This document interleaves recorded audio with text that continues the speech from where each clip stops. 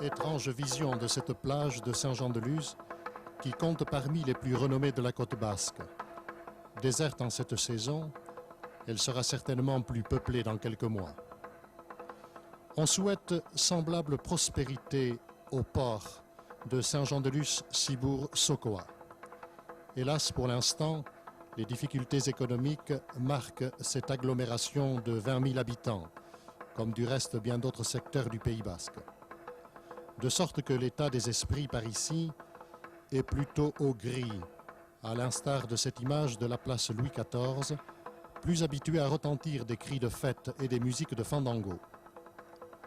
Louis XIV. Savez-vous que le roi Soleil s'est marié à Saint-Jean-de-Luz, dans l'église où nous allons nous rendre? C'était le 9 juin 1660. La veille de ses noces, il fit halte dans ce château de Lohobiag qu'on appelle depuis Maison Louis XIV. Tandis que sa royale fiancée, Marie-Thérèse d'Autriche, infante d'Espagne, logeait en cette demeure, la maison de l'infante, sur le quai du port. En ce dimanche, Saint-Jean-de-Luz est le théâtre de notre rassemblement et va vivre un autre événement. La ville est en fête. Les chorales paroissiales du Pays basque se sont donné rendez-vous pour chanter la messe dans la plus vieille langue d'Europe, probablement. 600 choristes sont là, et le père abbé des bénédictins de Belloc qui préside la célébration. Ils nous attendent. Remontons la rue Gambetta, l'artère centrale de Saint-Jean-de-Luz, pour pénétrer dans l'église paroissiale, un magnifique vaisseau du XVIIe siècle, type achevé de l'église basque, avec son rétable resplendissant et ses 3 étages de galeries en bois encore récemment réservés aux hommes.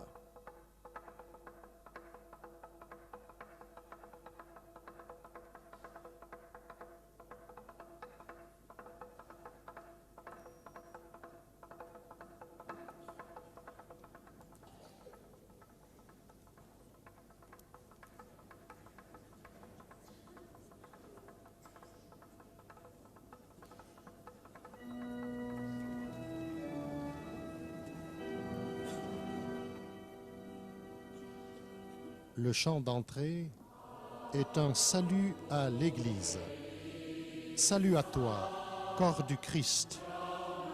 Le Seigneur qui t'a aimé jusqu'à mourir sur la croix a fait de toi une mère, la demeure de l'Esprit. C'est le Seigneur qui est en toi, facteur d'unité, pierre d'angle. Salut à toi, Église.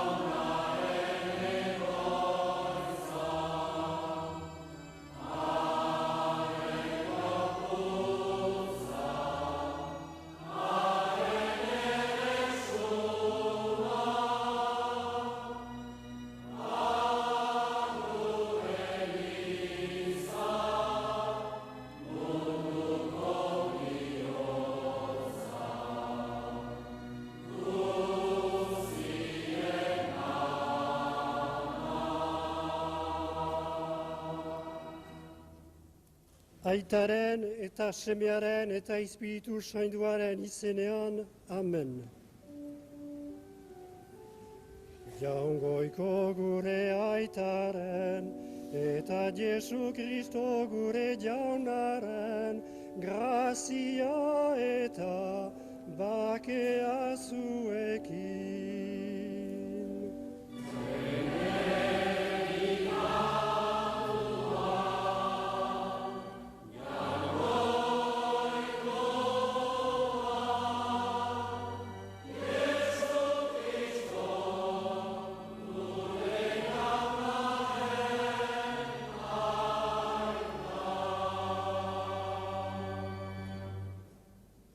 Doniondareri agur, agur ere kantari guzieri, urrundik guri zaudezten eskualdun maiteak zueri ere, biozetik agur.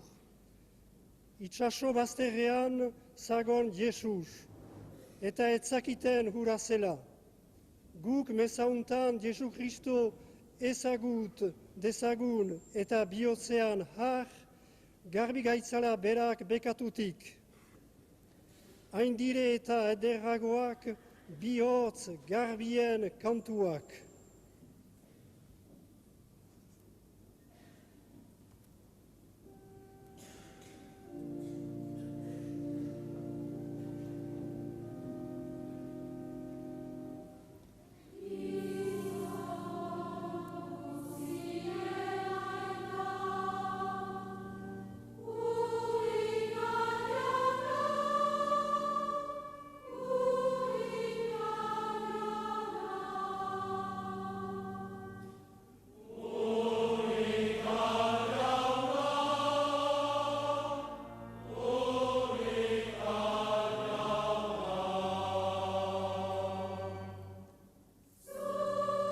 Seigneur,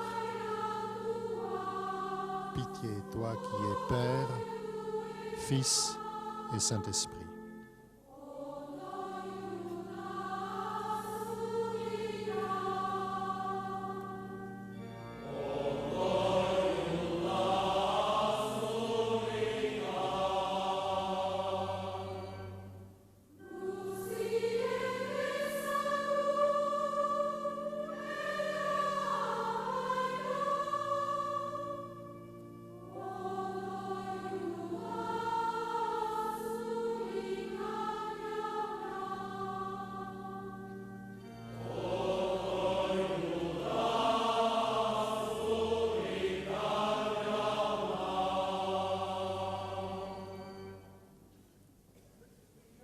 Gula jainko guziz ahalsua eta gure bekatuak barkaturik ereman gaitzala betiko bizitzera.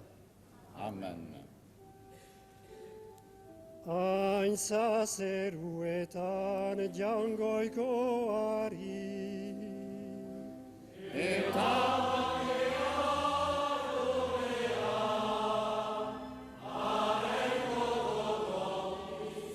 Gloire à Dieu au plus haut des cieux et paix sur la terre aux hommes qu'il aime.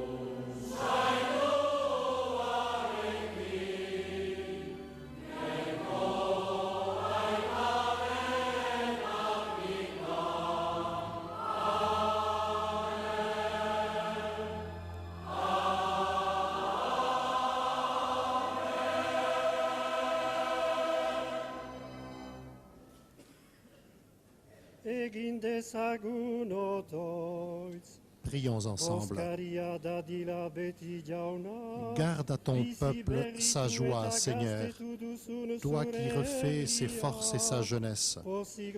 Tu nous as rendu la dignité de fils de Dieu. Affermis-nous dans l'espérance de la résurrection par Jésus le Christ, notre Seigneur. Zure seme Jesu Kristo gure jaunaren bitartez, zurekin eta Espiritu Saintuarekin batean, jainko eta errege bizi baita, gizaldi eta gizaldi guzietan.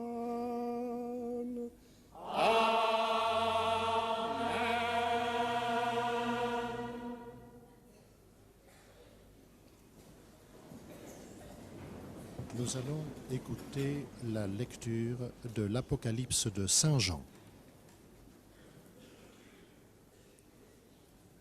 Dans ma vision, j'ai entendu la voix d'une multitude d'anges qui entouraient le trône, les vivants et les anciens. Ils étaient des millions, des centaines de millions. Ils criaient à pleine voix, « Lui, l'agneau immolé, il est digne de recevoir puissance et richesse, sagesse et force, honneur, gloire et bénédiction. » Et j'entendis l'acclamation de toutes les créatures au ciel, sur terre, sous terre et sur mer, tous les êtres qui s'y trouvent proclamer à celui qui siège sur le trône et à l'agneau bénédiction, honneur, gloire et domination pour les siècles des siècles. Et les quatre vivants disaient « Amen ». Et les anciens se prosternèrent pour adorer.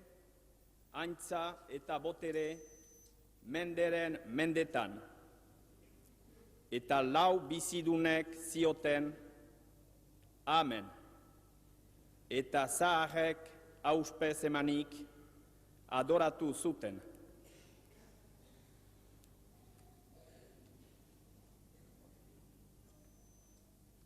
La vie nouvelle de Pâques nous est acquise par le sacrifice de la croix. Les chorales du Pays basque chantent « Ô croix sainte, croix digne d'amour, tu es rouge du sang du Christ, rien ne resplendit comme toi. »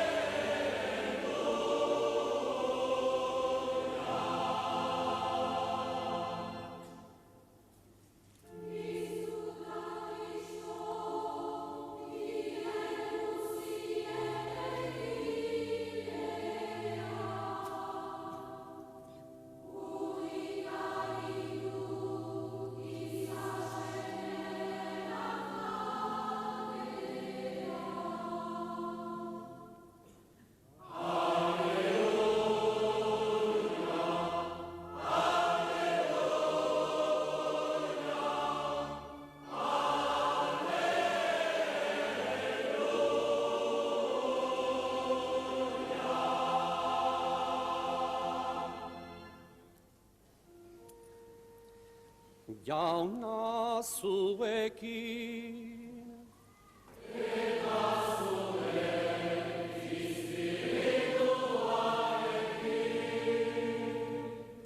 Jesu Kristoren evangelioa, jondoni joaniren liburuti.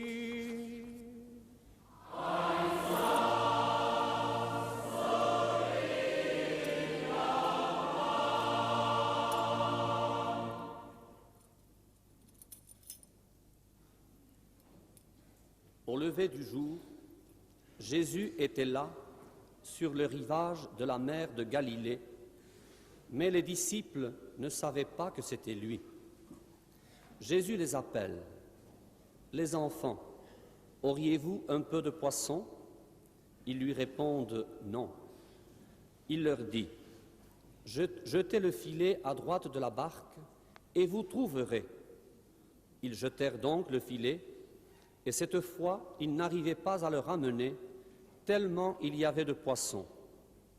Alors, le disciple que Jésus aimait dit à Pierre, « C'est le Seigneur. » Quand Simon-Pierre l'entendit déclarer que c'était le Seigneur, il passa un vêtement, car il n'avait rien sur lui, et il se jeta à l'eau.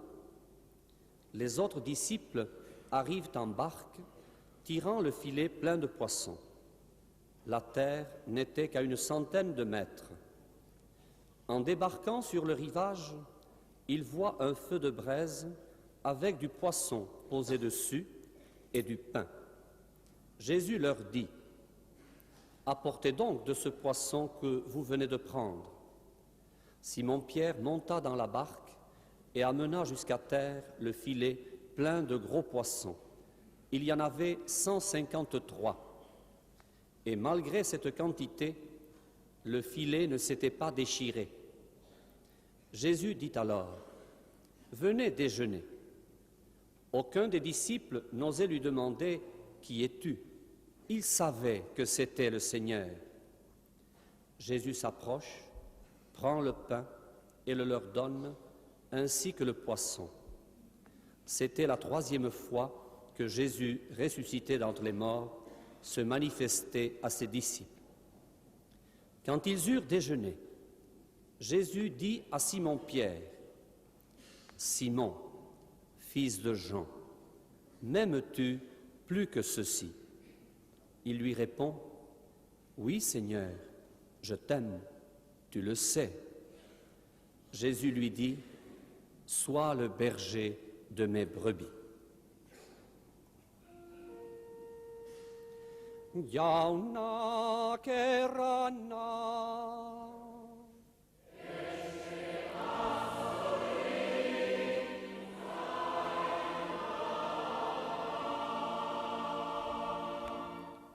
C'est le père Ponsard qui prononce l'homélie.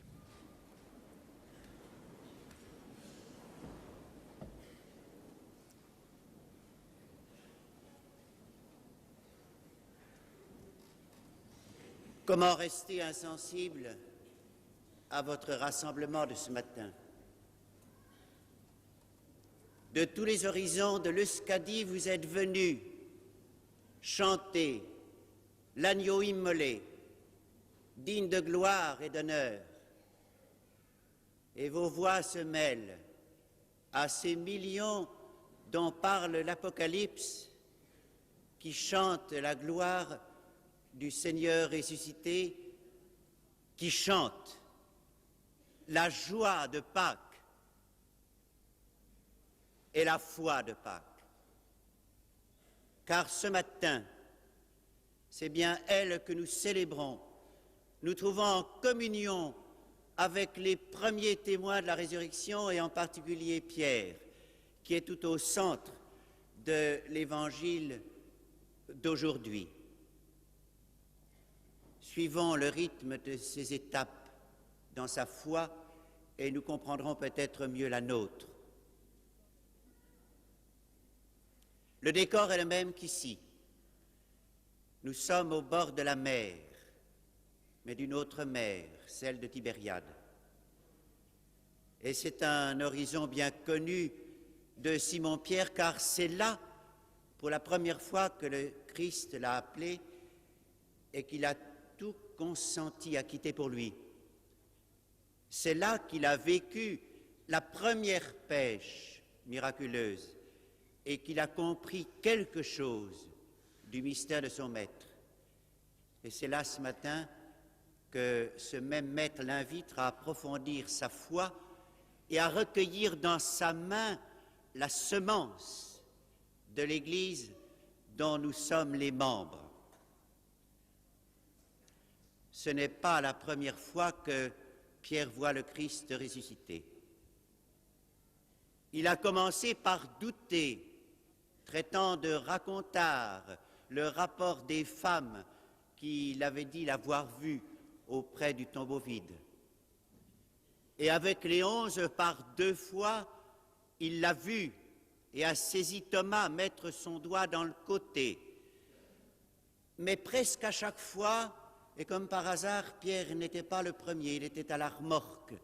Et il lui fallait quelqu'un qui le précède de plus intuitif, comme Jean. Pratiquement, nous saisissons que la foi de Pierre, pour naître, a besoin de la foi des autres. Et je m'en réjouis, car nous aussi, nous avons besoin de la foi des autres. La foi n'est pas une aventure que l'on vit seul, mais c'est une conviction qui naît dans un cœur et au milieu d'un peuple.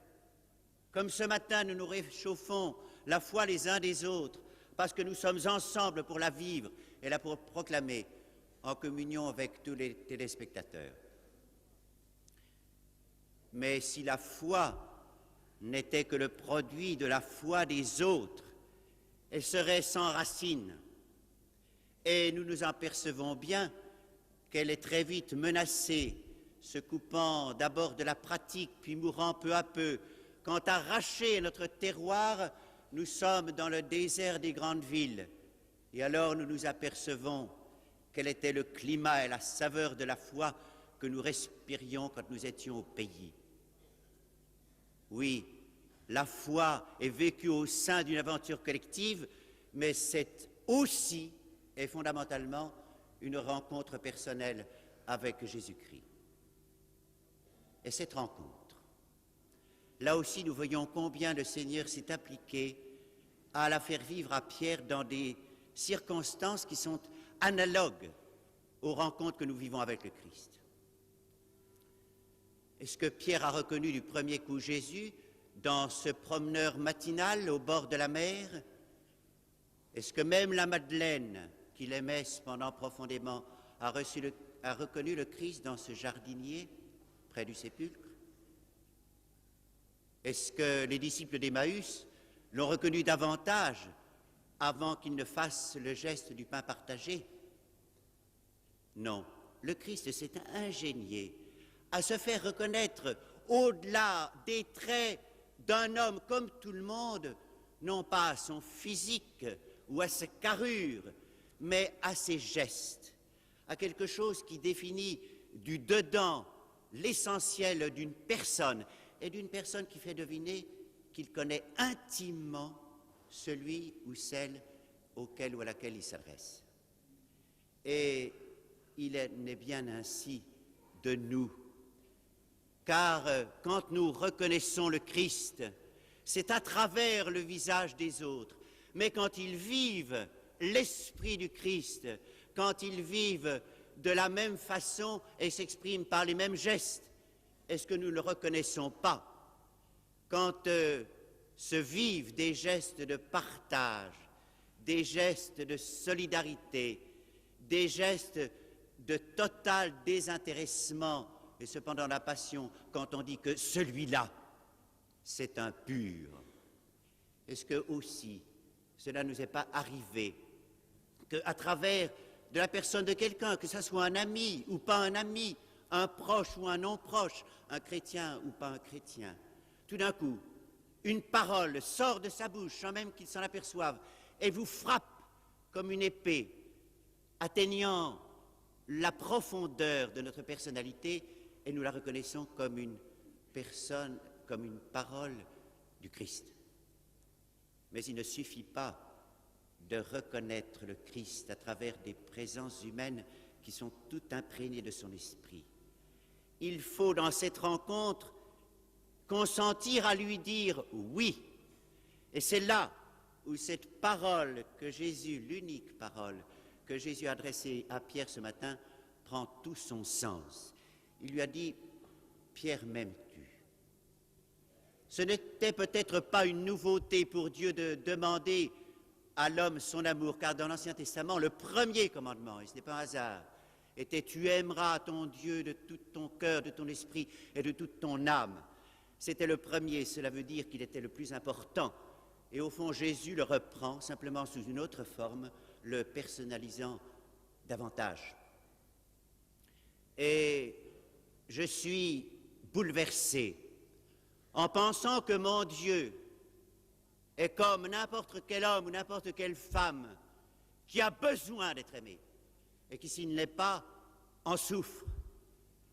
Que Dieu est quelqu'un à qui je ressemble, qui a, allais-je dire, un cœur humain. Et que si, dans ma foi, je n'établis pas un rapport d'amour avec lui, d'amour vécu, ma foi est morte, ma foi est vaine, ma foi ne peut pas être contagieuse. Et ce n'est pas étonnant si nous pouvons employer les mêmes mots pour désigner l'amour dont nous aimons Dieu et les mots qui désignent l'amour humain, et en particulier l'amour entre hommes et femmes. Car qu'est-ce que s'aimer? Sinon, s'en remettre à quelqu'un et lui donner toute sa confiance, essayer sans cesse de se mettre à sa place et consentir à vivre avec lui dans la patience quand justement nous ne le comprenons pas ou nous ne le comprenons plus, et vivre avec lui le pardon quand il semble avoir trahi. Aimer, c'est consentir à engager sa vie dans l'heure et le malheur. Aimer, c'est consentir de quelque façon à mourir pour qu'un autre vive. Aimer, c'est renoncer à dire « je », mais à dire « elle et moi » ou « lui et moi », à dire sans cesse « nous ». Et je pense que tout ce que je viens de dire, en effet, ce sont des mots qui s'appliquent à l'amour humain, mais également à l'amour que nous pouvons porter à Dieu. Et je conclus en disant que la dernière caractéristique de l'amour, c'est la fécondité. Avez-vous remarqué que Saint Jean dit un chiffre curieux, il compte les poissons au nombre de 153 qui ont été ramenés sur la grève. 153, c'était le chiffre des peuples connus à l'époque. C'est-à-dire qu'il veut montrer que le Christ, dans ses filets et par l'intermédiaire de l'Église, ramène la totalité de la création humaine.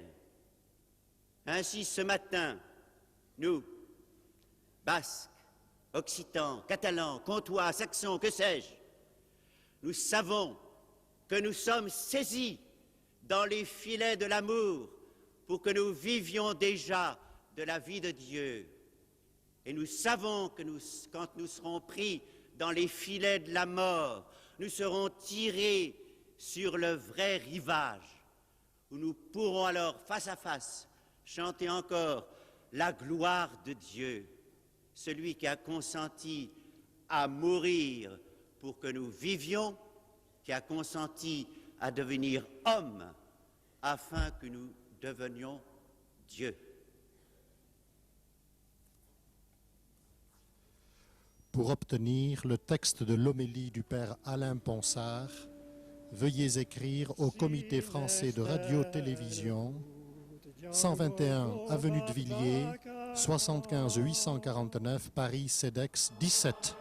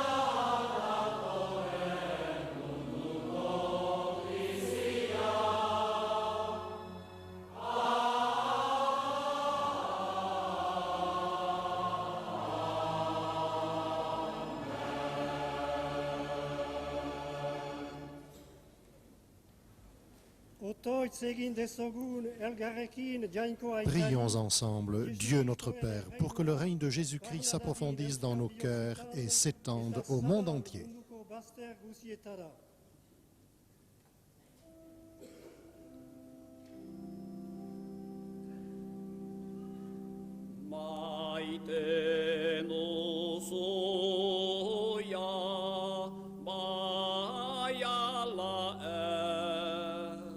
Oui ou non, m'aimes-tu?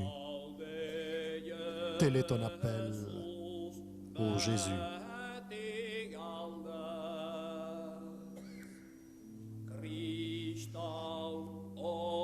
Chrétiens laïcs, consacrés à la prière, ou prêtres,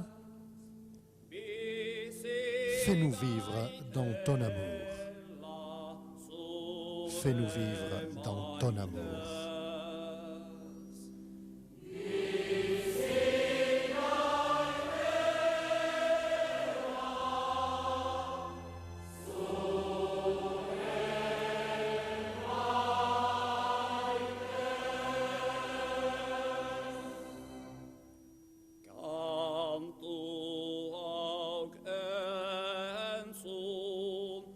Toi qui prêtes une oreille bienveillante à ces chants, comment n'entendrais-tu pas les gémissements des malades, des affamés, des prisonniers? Bon Seigneur, soulage les misères des hommes. Soulage les misères des hommes.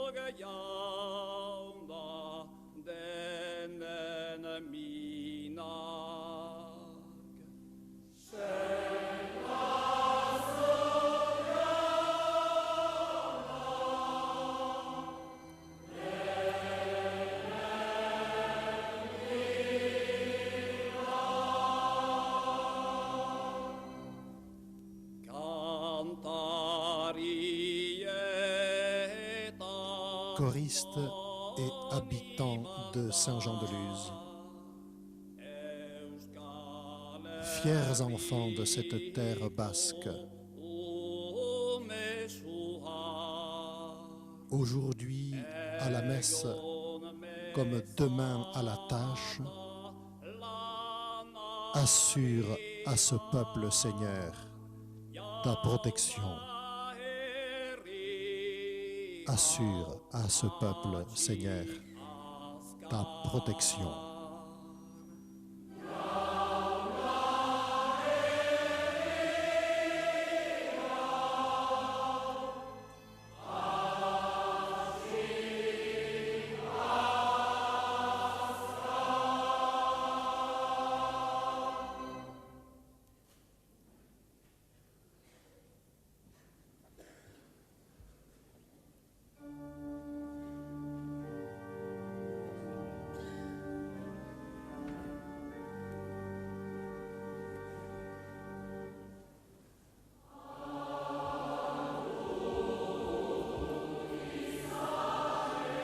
Pendant l'offertoire, les chorales du Pays basque interprètent un chant à la Vierge Marie.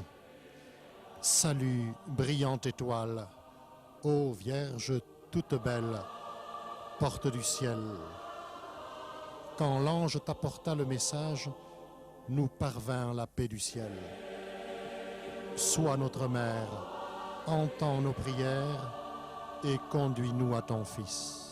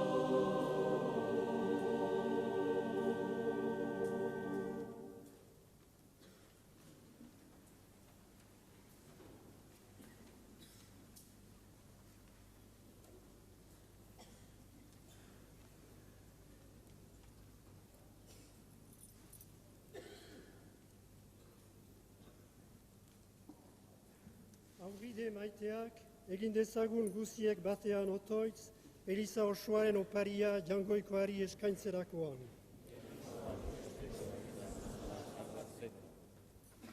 Prions ensemble le Seigneur.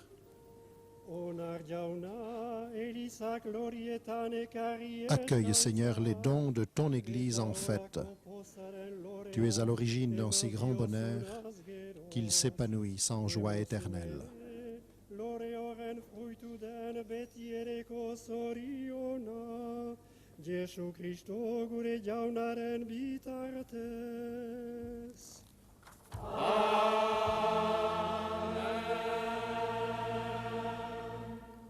Jauna zuekin.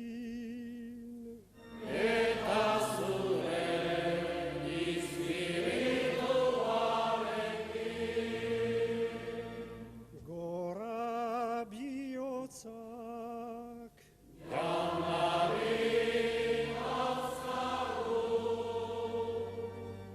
Eskerrak jangoiko gure jaunari. Rendons grâce au Seigneur notre Dieu. Cela est juste et bon.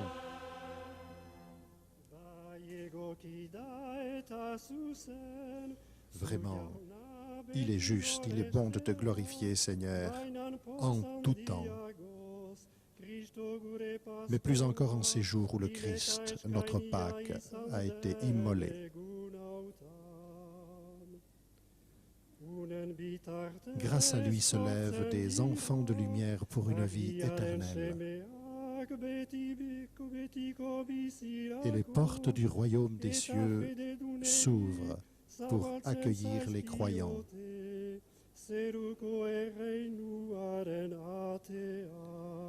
Oui, nous te rendons gloire, car sa mort nous a franchis de la mort.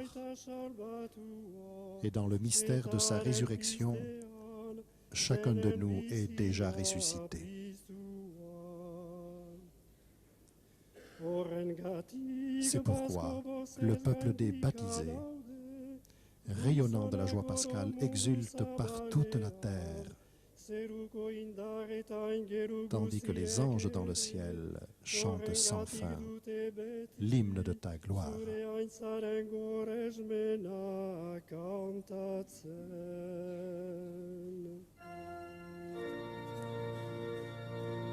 Saint, Saint, Saint est le Seigneur, Dieu de l'univers.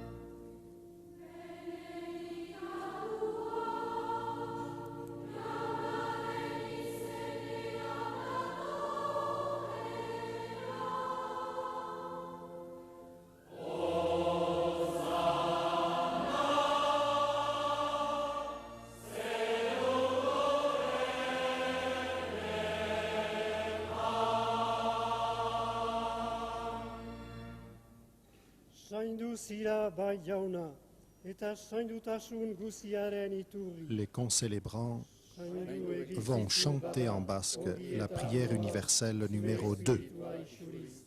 Toi qui es vraiment saint, toi qui es la source de toute sainteté, Seigneur, nous te prions, sanctifie ces offrandes en répandant sur elles ton esprit, qu'elles deviennent pour nous le corps et le sang de Jésus le Christ, notre Seigneur.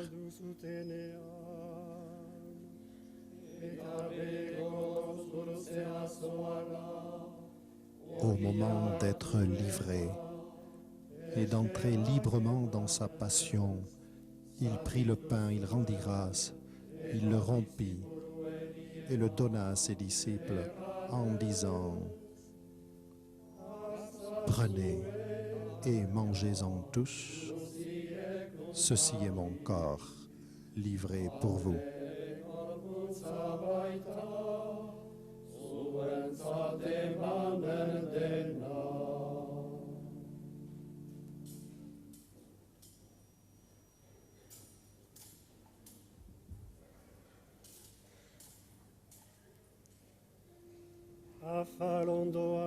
De même, à la fin du repas, il prit la coupe.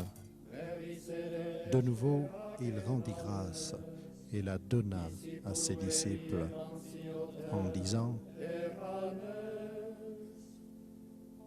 Prenez et buvez-en tous, car ceci est la coupe de mon sang,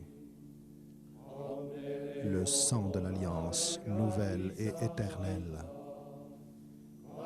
qui sera versé pour vous et pour la multitude en rémission des péchés.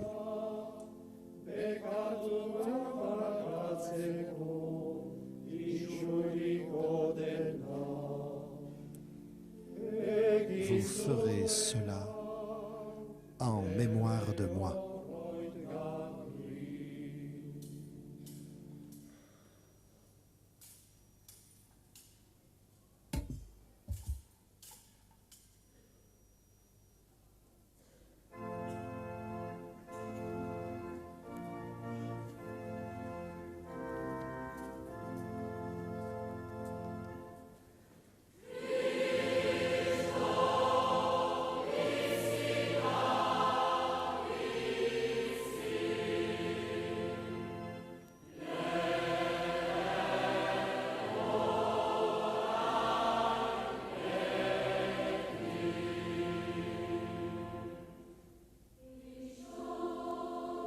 Christ est vivant, hier, aujourd'hui, toujours.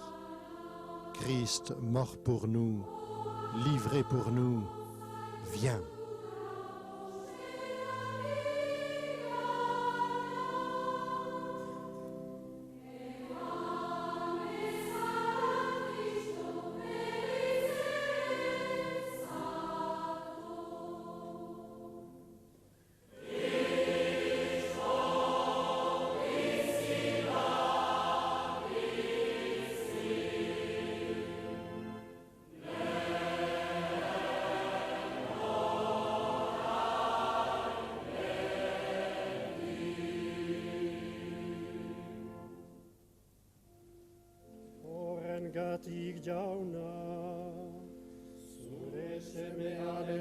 Faisant ici mémoire de la mort et de la résurrection de ton Fils, nous t'offrons, Seigneur, le pain de la vie et la coupe du salut, et nous te rendons grâce, car tu nous as choisis pour servir en ta présence.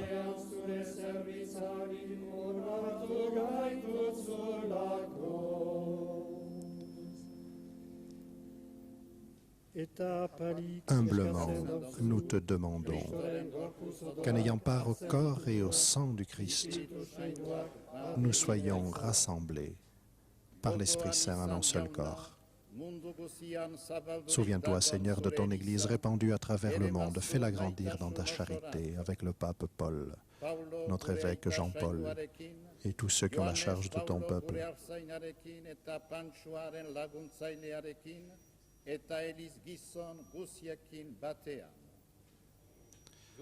Souviens-toi aussi de nos frères qui se sont endormis dans l'espérance de la résurrection et de tous les hommes qui ont quitté cette vie. Reçois-les dans ta lumière auprès de toi. Sur nous tous, enfin, nous implorons ta bonté. Permets qu'avec la Vierge Marie, la bienheureuse Mère de Dieu, avec les apôtres et les saints de tous les temps, qui ont vécu dans ton amitié, nous ayons part à la vie éternelle et que nous chantions ta louange par Jésus-Christ, ton Fils bien-aimé.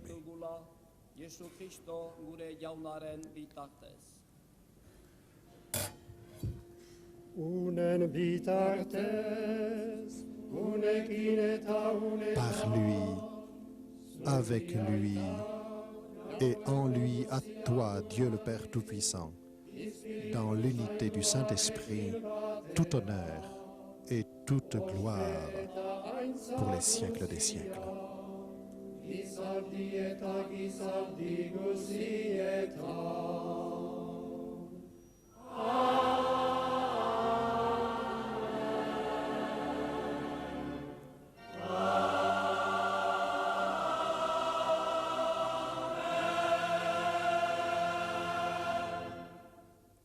Et c'est la prière de tous les enfants de Dieu. L'assemblée va chanter en basque. D'un même cœur, nous proclamons Notre Père qui es aux cieux.